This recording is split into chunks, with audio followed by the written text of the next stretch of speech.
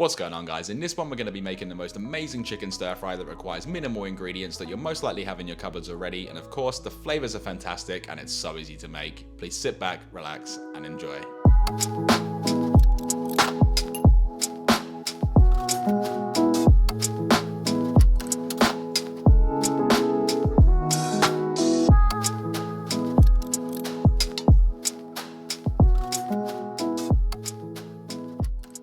Alright guys, starting this off, we're going to need one shallot or one small brown or yellow onion, to which we can slice off the tip, slice in half through the root, and then peel off the skin and save the scraps for a stock. Let's now make thin slices across the shallot or onion, slice it horizontally through the centre, and proceed to dice into small to medium sized pieces, saving the root for a stock as well.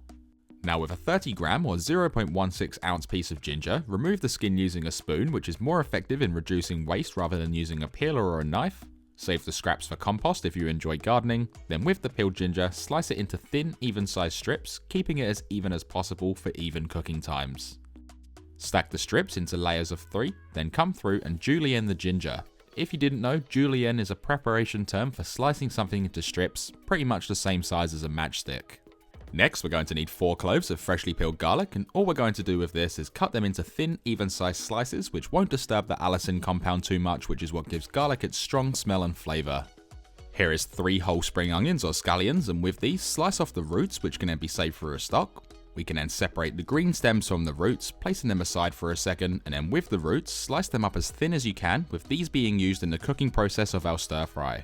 With the stems, we then want to carefully slice them in half vertically to open them up, and then come through on a very tight angle and slice them as thin as possible to create strips, matchstick cuts, or like we did with the ginger, the julienne cut. For this, you don't have to do it if you don't want to, as the stems are only going to be used as a garnish, but methods like this are a great way to hone and sharpen up those knife skills. For an optional ingredient, I'm using 1 long red chili, which I'm going to slice off the stem, placing it into a compost bin. Then with the chili itself, I'm slicing it into thin strips, doing so on an angle to create diamond or oval shaped pieces. Like I said, this is optional, so don't worry if you're not a fan of the heat, it's easily left out. Last but not least, we obviously need chicken for our chicken stir fry, so here is 450 grams or 15.8 ounces of boneless and skinless chicken thigh. Give it a slap for good luck, then come through and slice it into thin, even-sized strips, really trying to keep it as consistent as possible, that way it will all cook at the same time.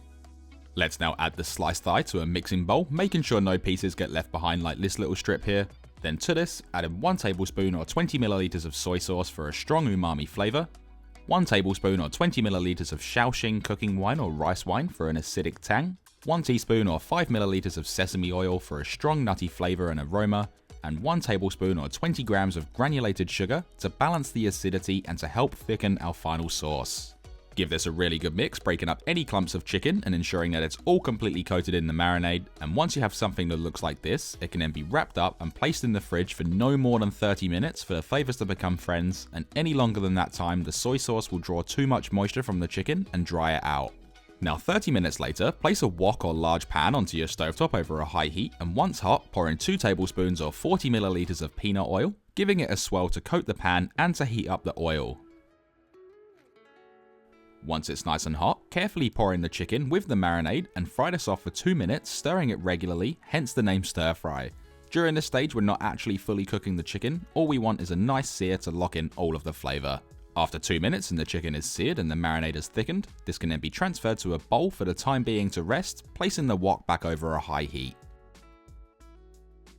Whilst the wok's coming back to temperature, add in another 1 tablespoon or 20 milliliters of peanut oil and add in the roughly diced shallot or brown or yellow onion, as well as the julienne ginger, then fry this off for 1 minute, stirring it regularly or until just starting to soften. Next, add in the thinly sliced garlic and continue frying for 45 seconds, stirring the whole time to allow the garlic to introduce itself to the shallot and ginger.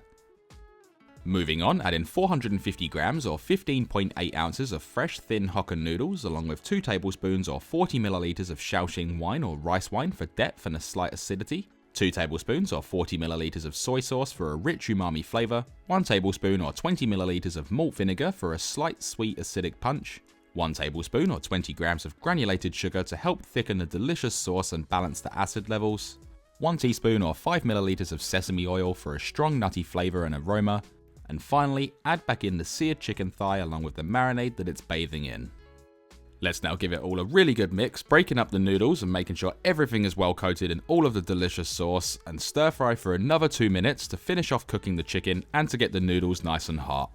Once done, add in a thinly sliced spring onion or scallion roots to freshen this up, as well as 90 grams or 3.1 ounces of fresh bean sprouts, then give this one final big stir to mix everything through, frying it for 30 seconds, ensuring everything's nice and hot, and this can then be removed from the stovetop. Now, as for serving it up, a bowl is obviously the best option, but you can serve it however you please, trying your best to stack it up into a nice neat pile in the center. We can now add on the thinly sliced chili we prepared earlier, that's if you're using it of course, then with the thinly sliced spring onion or scallion stem, gently place it in a neat bunch on top for a beautiful garnish, leaving us with this amazing, quick and very simple chicken stir fry that smells incredible and also looks pretty good too if I must say so myself. The only step left to do now is to make this all worthwhile, and that is we can then dig in. So there we have it. This recipe right here serves 2 to 3 people, depending on the size of your portions obviously, and like most of my recipes it can easily be doubled, tripled or so on, or halved if you wanted to make less. To store it, you can place it in the fridge in an airtight container for up to 4 days, or in the freezer in an airtight container for up to 3 months, and to reheat it, you can place it back in a wok or a pan over a medium heat, heat it up nice and gently, adding in a splash of soy sauce just to get things moving around again, or you can place it in a microwave, just do whatever's easiest for you. If you enjoyed this video, be sure to smash that like button, comment, share, do all of that stuff, it really does help my channel out, and consider subscribing along with hitting that bell notification next to it so you never miss when I upload. Thanks for watching everyone, stay safe and enjoy.